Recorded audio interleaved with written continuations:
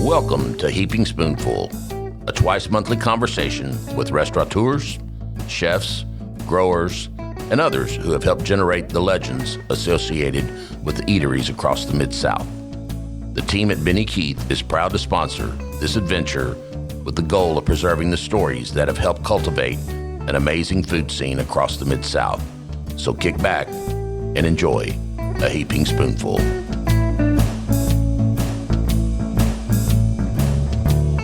Hello, everybody, and welcome to another episode of Heaping Spoonful. Our goal with this podcast is to share the stories of the Mid-South's top chefs and restaurateurs with our listeners.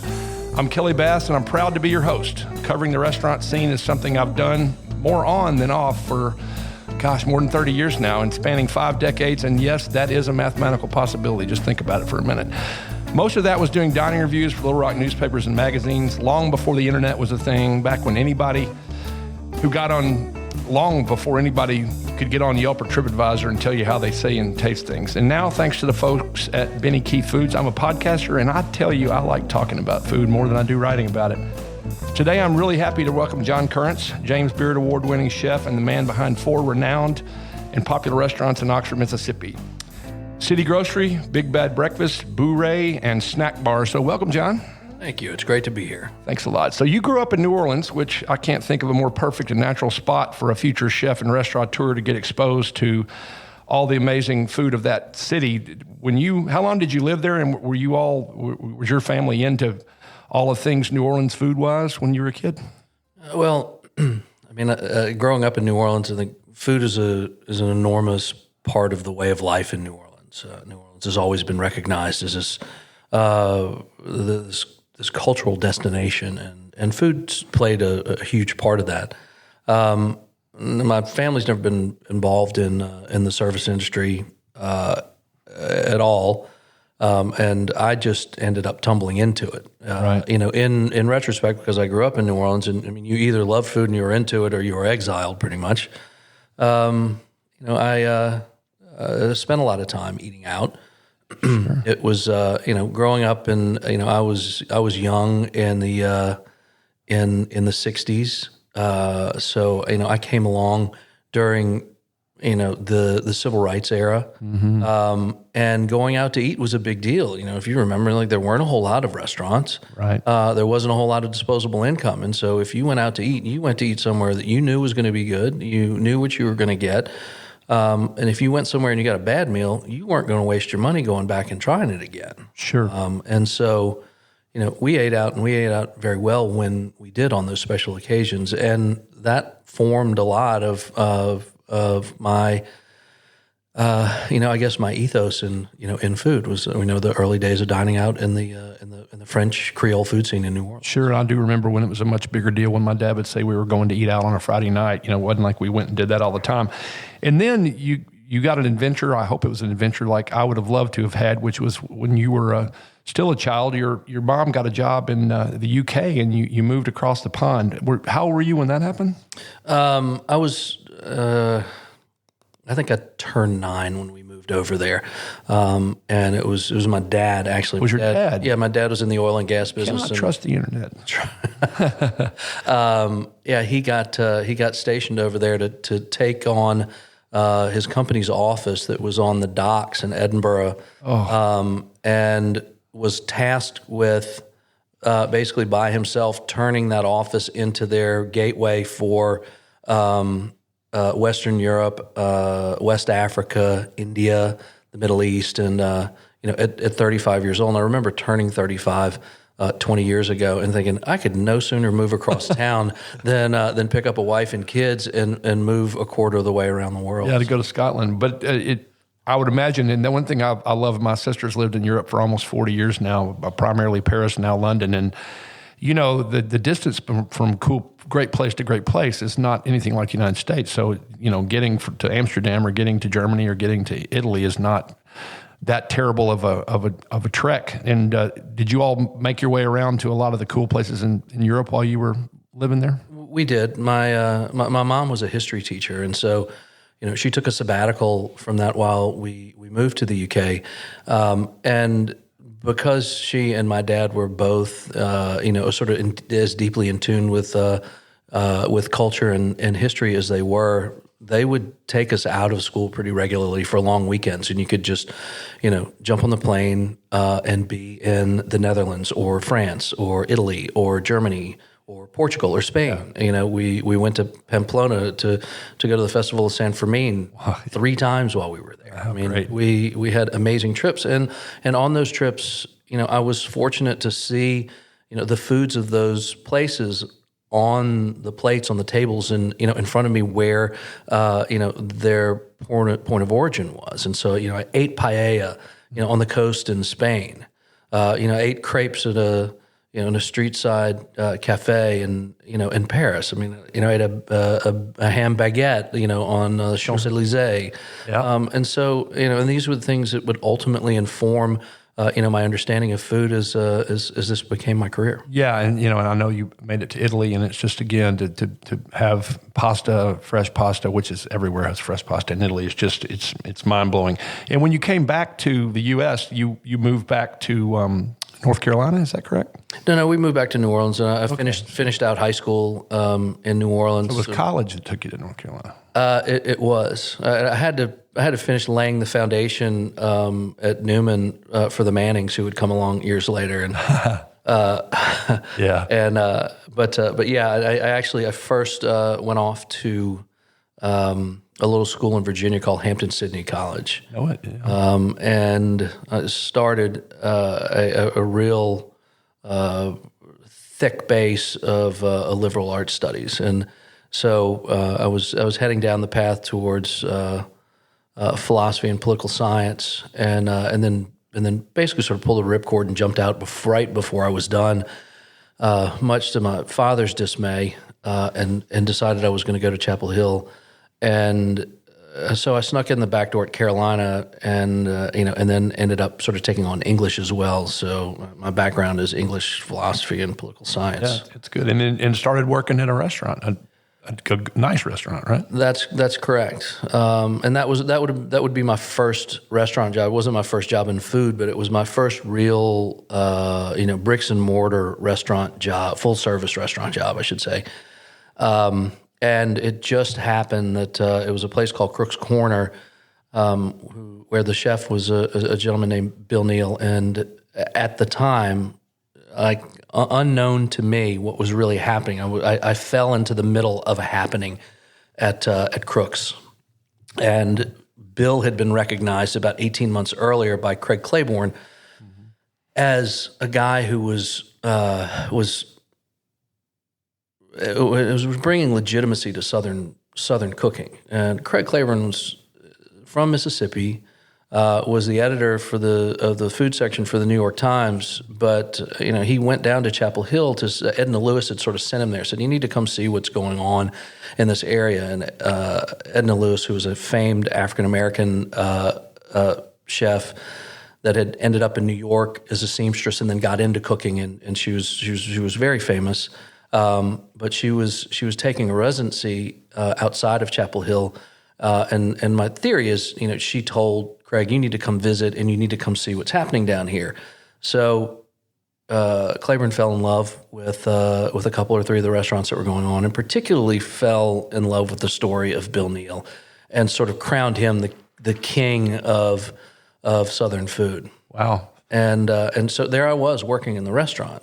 And the thing that's perfectly ironic, though, is that at the same time that was happening, and I was there, Frank Stitt was just opening the Highland Bar and Grill in Birmingham.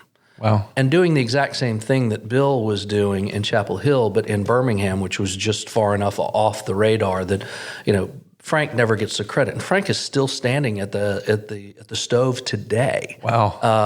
Has been just won an award a year and a half ago for the best restaurant in the country. He's won every James Beard Award that there is, and now falls into the unfortunate category of a guy that they now have to create new awards to give to. Nice problem to have. Yeah, but that Frank was doing the same thing at the same time. But so there I was, in the middle of all that, and working in the kitchen, right? Yes, sir. Yeah, wow, that's really cool. And you cooked on a boat in the Gulf of Mexico. Was it? That was the morning after I graduated from high school. Oh, okay. That was I had gotten a job. This was one of my dad's boats, and I had gotten a job, sort of presumably as a deckhand on the boat. So I was gonna do the whatever the swabbies do, right? Grunt work of whatever nature. Yeah, and I got onto this tiny little 300-year-old tugboat. I mean, so much so that it still had an old-time basin clothes washer that basically just gyrated the clothes, and you had to take them out and run them through a wooden wringer. Yeah. That's how old this boat was. And so there was a crew of about 8 or 10 on the boat. And when I arrived, have my duffel bag over my shoulder, and the captain shakes my hands and says, "Congratulations, you're the cook." and that was my first cooking job. So wow, I cooked for these Cajuns all summer long, and didn't end up at the bottom of the Gulf of Mexico. And so I think you safe. Baptism by fire, but you proved yourself. So did you leave Crook's Corner to go to New Orleans to Gautreaux's with a friend of yours opened that restaurant, right? That's correct. And still up and running. I don't know if he still owns it or not. He does not, but it's still up and running, and has been for the last 30 years. Kind of the little kingmaker of New Orleans. It has graduated a half dozen or so chefs that have gone on to do wonderful things. It's fun to, there's a couple of restaurants in Little Rock where I live that, you can see the lineage of people who've come out of there and gone on to do great things. It's kind of fun it's like a family tree kind of thing. And so it was only 3 years later that you opened your own restaurant, which was City Grocery in Oxford, Mississippi. So why Oxford, and what was the inspiration and vision for City Grocery? I think it's fair to say, although I think it's kind of silly probably sounding, but I like to think that I didn't really choose Oxford. It kind of chose me instead. I went there because it was when I left Gautreaux's, I went to work for the Brennan family, and I helped them open I helped them open a classic Italian restaurant in the French Quarter. And the first 6 months that we were open, I worked 7 days a week, breakfast, lunch, and dinner shift. It was in a hotel. I was the executive sous there, and I mean, I ground it out hard. And there was a point that I was reaching the end of my sanity. That the owner approached me one day and he said, "I don't care what happens here, but you've got to leave. Yeah, you need to take a long weekend and get the heck out of here." And Oxford, Mississippi was as far away as I could get on a tank of gas, and know that I could make it back to New Orleans in time to get back to work on Monday. And so I went to visit a friend of mine from high school. He had actually worked at Gautreaux's with me when I first moved back to New Orleans, and we opened Gautreaux's up, and so we set to drinking beer and dreaming about opening a restaurant one day where we could solve the problems of the world, and so on and so forth. And that led to a brief moment where he said something extraordinarily smart, which was, "Why in the heck would we want to move back to New Orleans and get in that street fight in New Orleans when we could open something here? There's nothing going on here." And right. there really wasn't. We were sitting out on the square watching these old guys play checkers, and the day just sort of slowly passing by, and and I thought he was bananas, and so I went away. And when I went back to New Orleans, I started thinking about it, and I couldn't stop thinking about it. And so about 3 weeks later, I got another weekend off, and I went back up, and we had talked about it.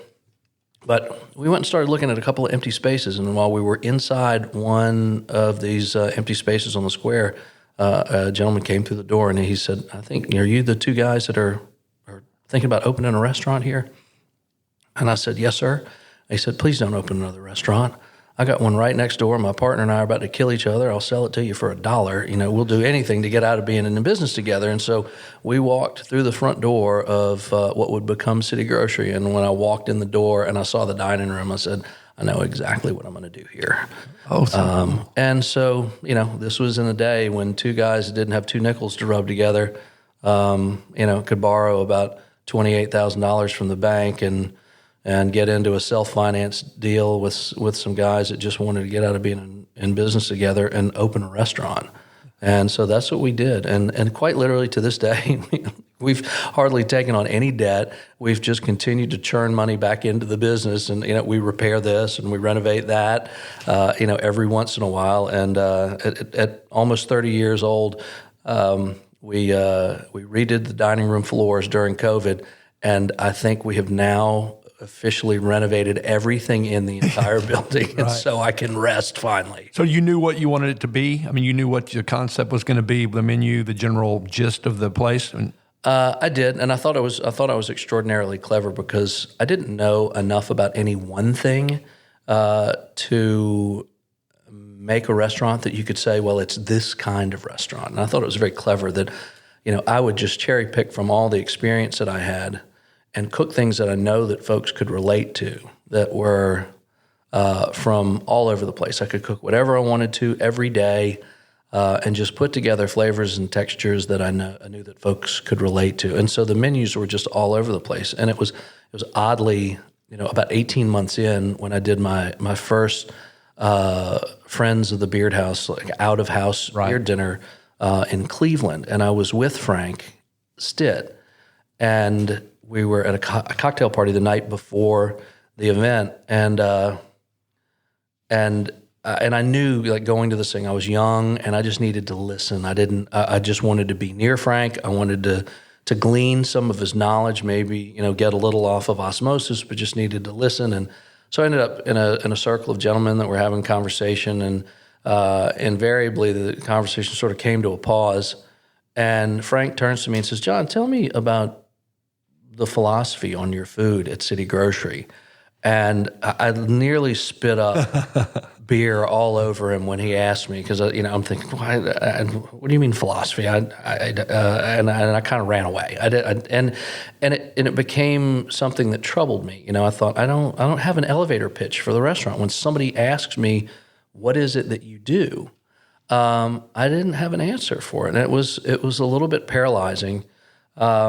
And it really took me, you know, about another 2 years before I really came to understand what it was that I wanted to articulate through food. And it happened in a very stark moment that I was in the south of France, and I was cooking with a French chef at a little cooking school in a town called Telle-sur-Mer, just outside of Cannes. And we would go to the market every day, the open air market in Cannes, and buy our ingredients for the day. And on one of the last days that I was there, we were at the market, and we'd sort of split up from each other, and we're picking things out. And at some point, he comes rushing up to me, and he's holding a pot of okra between his thumb and his pointy finger, and like by the tip. And he goes, tell me, chef, what is this? This okra? I see all the time, but I do not know how to use. And I had this moment where, you know, everything came into focus in 1 second. And I said, go get some okra, and we're going to go back to the house. I'm going to put on a little show for you. Yeah. And at home, you know, I had an enormous garden that I knew was just, you know, sort of bubbling over with squash and beans and peas and tomatoes and corn and, you know, and all I had been dreaming about. I mean, typically I'd go to Europe, and after about a week or so, I'd be hungry for a pizza or a cheeseburger. But you know, on this trip, I was thinking about, like, my grandmother's stewed okra and tomatoes, and you know, just like lemon sautéed squash and all these things that I was just starving for. And so we went, but he comes back and he has this little bitty bag with like 6 pieces of okra. And I was like, bro, it's not hot. Yeah. Go get all of the okra. And so we went back and we made green gumbo with okra. We made some okra quick pickles. I fried some okra and tomatoes, and then my grandmother used to make this black pepper boiled okra that I absolutely loved. And so, as it was all finished, and he was tasting through it, I was watching him taste this stuff, and like I could see, like in his head, what was going on. He's like, I have a new ingredient. I have a new weapon in my quiver that none of my friends know about, and like I'm getting ready to kick somebody's butt. He needed a guy from the South to come show him what okra was all about. That's really, really cool. All right, well, we're going to take a short break here on Heaping Spoonful, and we'll be back in just a minute with John Currence. I hope you're enjoying this episode of Heaping Spoonful. We at Benny Keith Foods enjoy talking about the food scene almost as much as we enjoy providing the top quality ingredients that help restaurateurs and chefs across the Mid-South create their magic. Now let's dive even deeper into the culinary world with your host, Kelly Bass.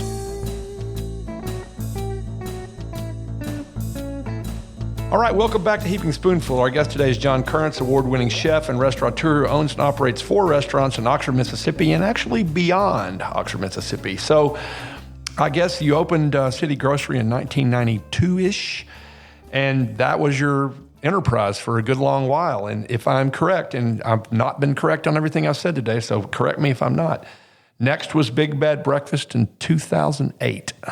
No, there was...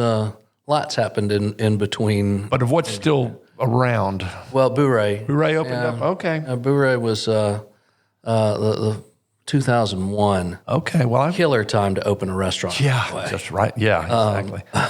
And what's the and it's still rocking right along. What's the concept on Bourrée? Bourrée came about because, let's see, I would have been in my in my mid 30s, and I would.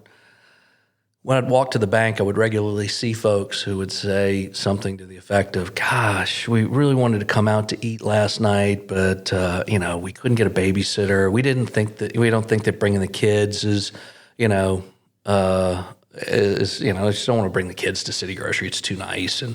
And so it planted the seed in me where, I've always been fascinated with Houston's concept. I mean, I think Houston's is absolutely genius. And there was nobody challenging Houston's at the time. I was like, why these guys get to make all the money? And so it just occurred to me, there were people that were telling me regularly, I wish there was a place we could go, we could just get something good for you, like healthy. So we sort of ginned on this idea to open something that was like a New Orleans slanted version of Houston's. Mm-hmm. And I have very odd ways about building restaurants. I also hadn't done anything with a crushed ice machine. I really wanted flake ice. And there was also nowhere to get a good Reuben in town. And this is going to sound like a really odd mix of things.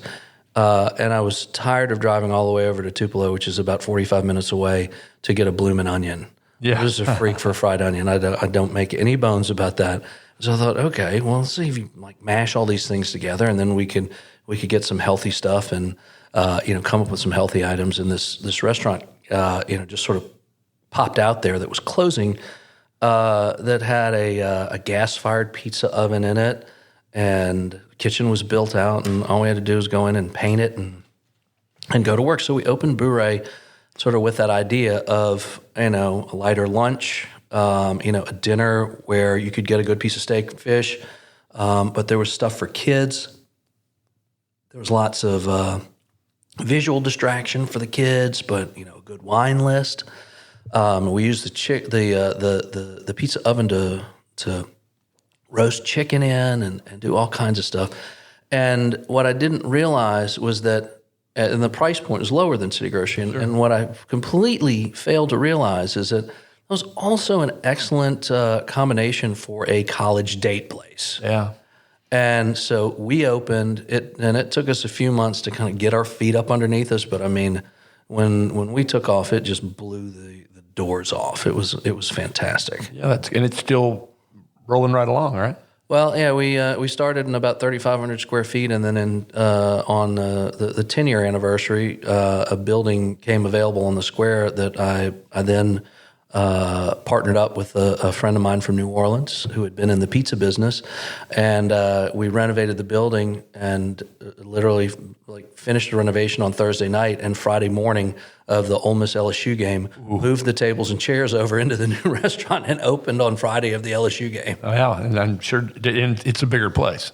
Yeah, it's 10,000. Okay, yeah, well, that's fabulous.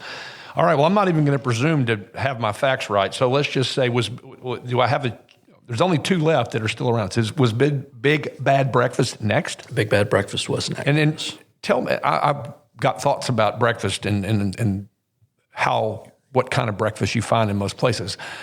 What led you to decide that was your next thing to do?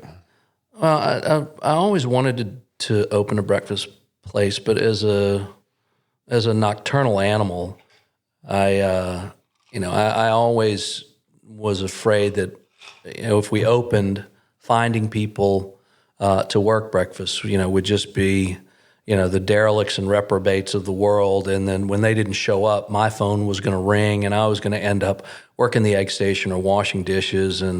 But I've always had this nostalgic place for breakfast because their breakfast and lunch counters really dotted my life. As you remember, drugstores used to have a lunch counter in them pretty regularly. Yep. The Woolworths in downtown New Orleans, where across the South, those were the sites of so many sit-ins that happened that I wanted always to kind of create something that was an homage, to those places in my life. And it was also at a time when I felt like we had surrendered breakfast basically to Huddle House, Waffle House, Cracker Barrel, and so what was available for breakfast was basically an American egg plate, an omelet, different forms of carbohydrates,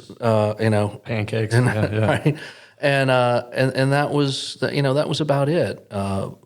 Grits were always watery and and never very flavorful. And so my thought was, well, what if we took a chef's look at breakfast, and we went back to making everything from scratch, and including curing our own bacon and making our own sausages, and that was that was what became Big Bad Breakfast. And and the bet was spot on. My wife loves to tell the story about the day that we were opening.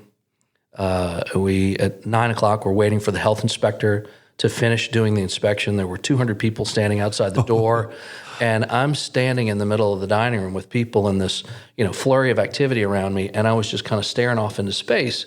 And my wife comes up to me and she says, "What in the hell are you doing?" And I said, "You realize that this is the place that's going to put us on the map."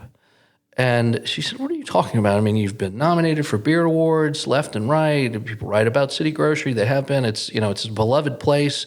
It's renowned. What are you talking about?" And I said, "Trust me, this is the place that's going to put us on the map. This is what people have been waiting for." And sure enough, it was. I mean, that was from the day that we opened. That place went off like an Apollo rocket. Yeah. And folks they just like it. It's fun. It's irreverent. Big Bad Breakfast is just, people like to say it. They love the gear. I mean, I see T-shirts all over the place. Triple B. Yeah. Well, that's fabulous. And then there's Snack Bar. So Snack Bar, another place, and I failed to mention that you were talking about getting nominated for Beard Awards. Well, in 2009, you won Best Chef in the South for what you were doing at City Grocery, and then 10 years later, there you are or your company, and you guys have Snack Bar and another James Beard Award for Best Chef in the South, except not you, but Vishwesh Bhatt. So tell us about Snack Bar. Well, it's right next door it's in a little strip center just north of the square in Oxford, and so my bet was that the traffic had gotten so bad on the square, everything was focused on the square that at that time I'm in my mid-40s, and I was like, there's got to be enough people my age now that are tired of jockeying for parking spots on the square and, trying to elbow their way into, these places on the square, that if we put something together that was just a really nice dinner offering, put together a nice little cocktail program, and you could roll right up to the front door and park, that folks will go there just for that alone. And so that's what we went after. And, it was Vish had been with me for an unbelievable length of time. We could do an entire show on Vish alone. And it was time to, to plug Vish in somewhere on his own, and give him a spotlight. And, Vish is from Gujarat, which is a very conservative state in India. And Vish was born and raised Buddhist, and blames me for breaking every tenet of the Buddhist religion and becoming a meat eater. And for years we had talked about he's an amazing cook, of his family's food. Some of the finest food that I've ever eaten is the food that his late mother cooked. Wow. And so I had this conversation with him a couple times where I said, why don't we just take a little spot? It doesn't have to be more than 10 tables, and do just a little Indian restaurant. And Vish he's very opinionated. I love him so much, but he would get very stern and go, I am not going to be the Indian guy in a small southern town who has an Indian restaurant. It's like, it's the worst cliche ever. Yeah. So he said, I love French food. Let's do a bistro. And so what we decided to do with Snack Bar was create a place where, Vish has also spent a lot of time in the UK, and we used to always joke about how terrible English pub food was, in spite of the fact that it was a really good idea. Like, these are like the Scotch egg in a pub is just awful. But, he said, well, what if we took an egg and we pickled it, and then we take the egg and we take the yolk out and we devil the yolk, and then we put it back together and we wrap it in boudin and then fry it and then serve some homemade mustard with it, instead of just a boiled egg with this flaccid English breakfast sausage wrapped around it, right? And so I was like, let's take English pub food items and blend those with French brasserie food, and so that's what we did, and we had a tremendous amount of fun with it, and people really responded well to it. And for about the first 18 months, like, Vish and I worked on the menus together. And the farther along we went, the less tweaks it took from me, because he was a way better chef than I ever dreamed of being, 10 years ago. And I sort of like let him off on his own. And I remember coming in for the first menu that I had just sort of said, you don't need any more notes from me. This is perfect. And I came in with my wife and and a couple of friends, and the server comes to the table, and I'm just having drinks and not even listening to the specials, and at some point told our server I said, just tell Vish to send us some stuff out. Like, I don't want to order. We're having a great conversation, and the food comes out, and one of the things that's a side with this like delicious braised pork, or something, was a collard green sog. And so all of a sudden I taste this whole dish together, and I realize what's happening is that, Vish has become a chef, like, deeply, because in spite of the fact that he doesn't want to make Indian food, he couldn't contain that in himself. Yes. And I literally teared up, and and everybody else continued talking. And finally, my wife looked at me and she's like, "What's wrong with you?" And I was like, "This is the most beautiful thing I've ever. This is an expression of who this man is through his food. Do you understand what's happening here? I mean, Vish cannot hold his story inside of him anymore. But he's using Southern ingredients to play it out. Exactly. Yeah. Oh, that's I have chill bumps right now telling the story. That's super cool. Well, so then, and it seems like a logical extension of what you do is that you have the main event, which you bill as chef-driven catering. So it kind of looks, from looking at the website, it looks like a no job too big, no job too small operation. So you do everything from weddings to those legendary tailgates in the Grove at Ole Miss, which I have been to a couple of those. And people can pick things up, or you could do brown bag meals, party platters. I mean, it looks fairly turnkey. Was that just a natural extension, but since you had all the restaurants rocking anyway? Yes. I mean, I'll tell a secret that I've never admitted to anyone before. We really put that whole business together so that we could execute the food for the Southern Foodways Alliance much easier. I mean, we had for, I don't know, about 12 or 13 years or 15 years had to figure out different ways to pull the SFA off their symposium in the fall, to pull off the food. But you got to realize it's 450 people who come to town on a Thursday, and we have to do dinner Thursday night, breakfast Friday morning, a breakout snack in the middle of the morning, lunch on Friday, breakout snack in the afternoon, a cocktail event with a bite in the evening, and then dinner. And then do that whole same thing again on Saturday, and then Sunday morning do a breakfast service and then brunch to send people off. Yeah. For 450 people, it is a lot of moving parts. There's typically 16 to 20 chefs who come in, and so it's a lot of coordination. And so we set the kitchen up really to service that. We centralized our pastry shop.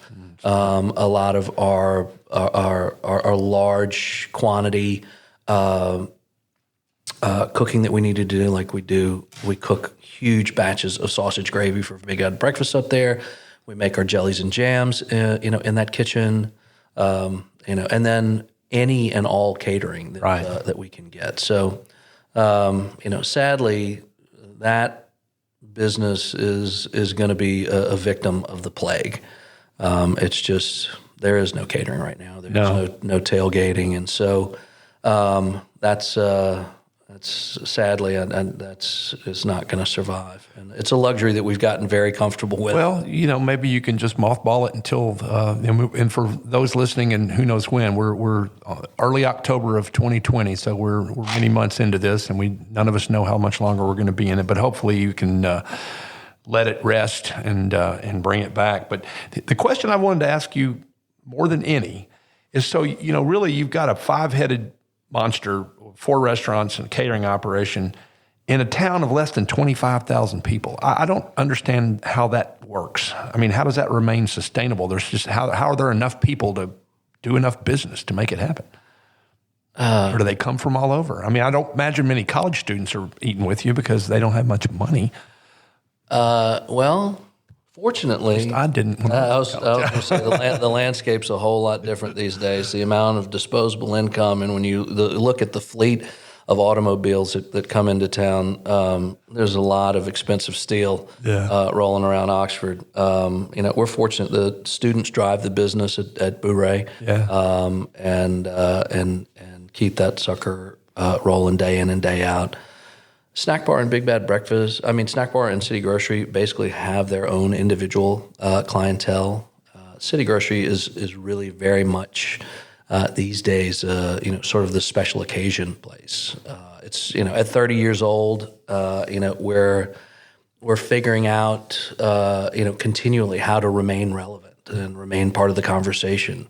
And so in the last 8 or so years, we've really thrown a lot of stuff against the wall, and reopening after the COVID-19 spring shutdown, was a lot of fun, because what we did was we reached way back in time and picked classic menu items to reopen with, and so the menu leans really hard on some things that are at the roots of where we came from. And one of the things that I had been seeking out for about the last year, everywhere that I went with steak tartare, I was trying to find a good steak tartare. I literally could not find one anywhere. That people just want to mess with it too much. I was like, This is very simple, and the more simple it is, the better.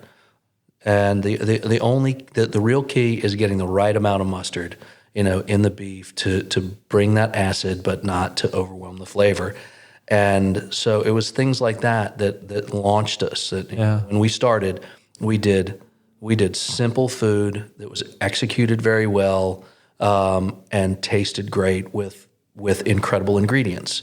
And so that's exactly what we went back to when we reopened. And so, that's like we've kind of reinvented ourselves with that a little bit. But the only thing that you're leaving out of there is that I'm just dumb enough to have dived in with my business partner buying a tennis club since the shutdown happened, and so now we've got a restaurant property inside of this beautiful clay court facility in Oxford. That it's the reason that I'm over in Little Rock is that we're working on the menu, and I was tasting some stuff with Benny Keith. That's really cool. Well, I'm sure also for City Grocery, I mean, it draws people. I mean, I'm sure people drive down from Memphis or something. It's like I said, special occasion, but it's so renowned and been around. And plus, Oxford's just a cool place. So it's, people like to come there just to hang out and then have a great meal.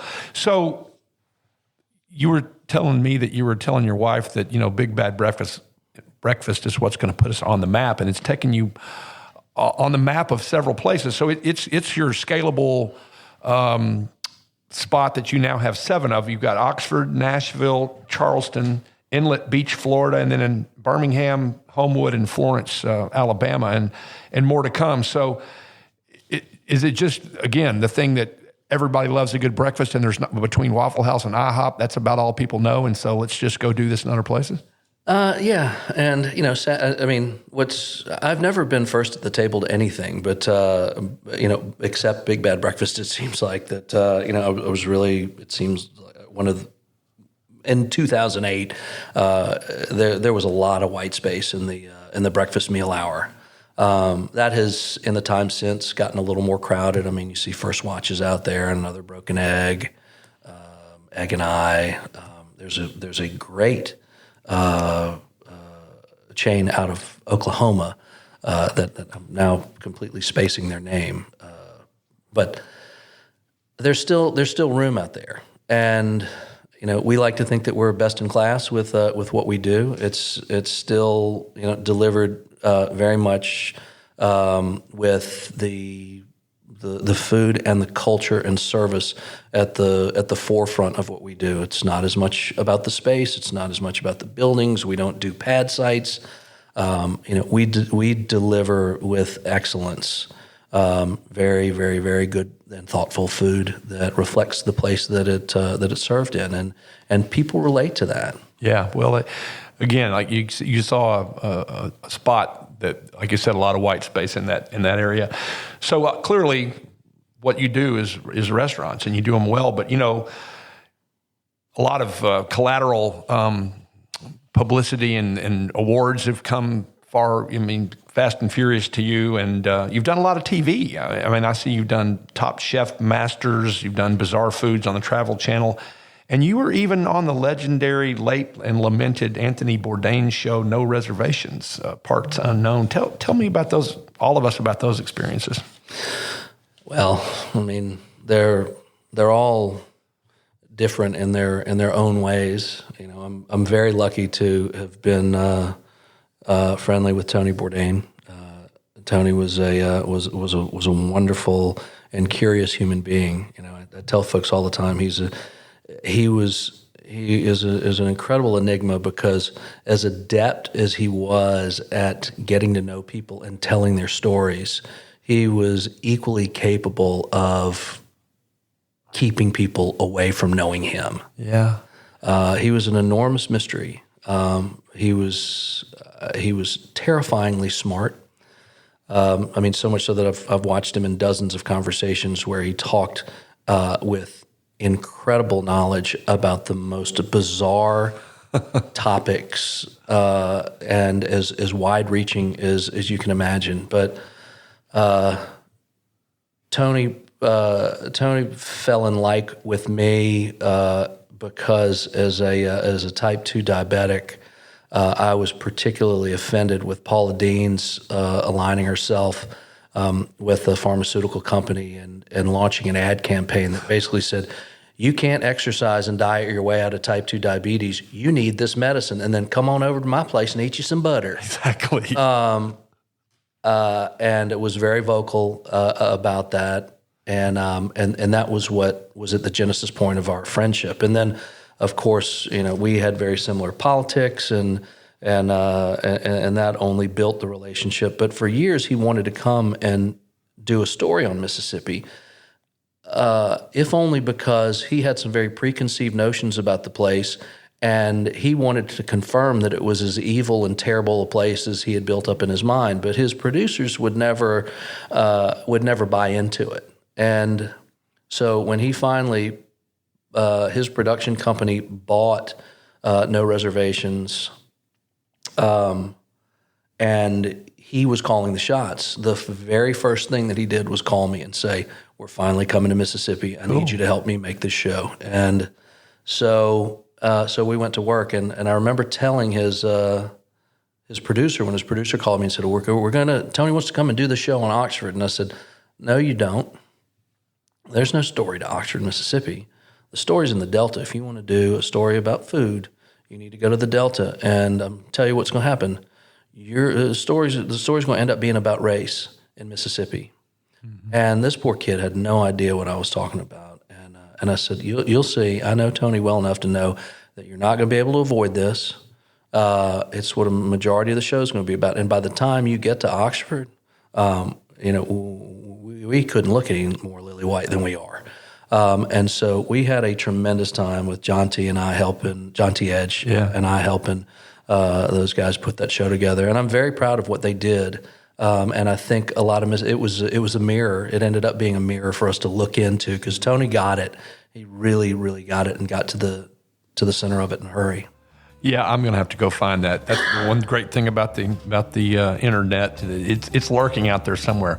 Well, listen, I really appreciate it, John, for being my guest today on Heaping Spoonful. Good luck with all your ventures. I hope to see Big Bad Breakfast continue to flourish across the South and maybe beyond. So thanks, everybody, for listening to Heaping Spoonful today. Remember, we post new episodes the first and third Tuesday of each month. So go wherever you like to find your podcast, like you found this one, and enjoy more episodes. We've done 26 of these now, so catch up when you have time. Thanks, everybody. We hope you enjoyed this episode of Heaping Spoonful. On behalf of all of us at Benny Keith Foods, Mid-South Division, please know how much we love connecting you with the legends of the culinary scene and their unique stories.